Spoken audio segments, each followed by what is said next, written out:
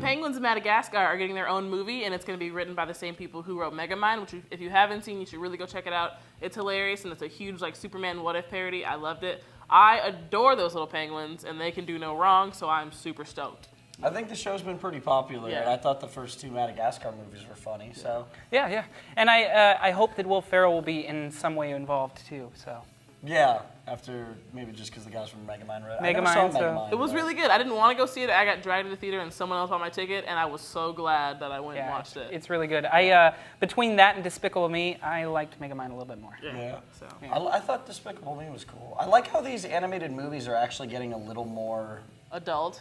like, just better. I feel Yeah. like for a while there it was just like animated movies just pushing them out, but I feel like they're kind of like The production focusing value more on is just them. getting higher and higher. Yep.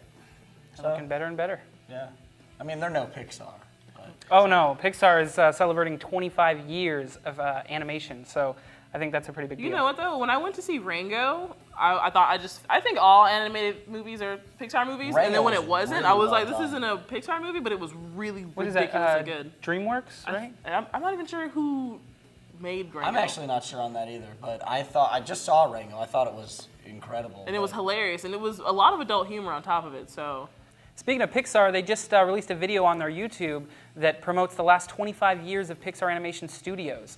It goes from Toy Story to Toy Story 2 to Toy Story 3, Monsters, Inc., everything.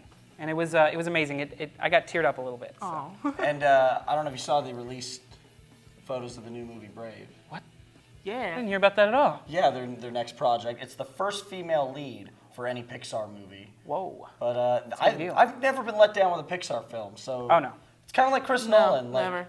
They're coming out a new movie. Count me in. Done. I'm If absolutely down. you guys are interested in checking out the video, it is on nerdlocker.com. So. Nerd Locker!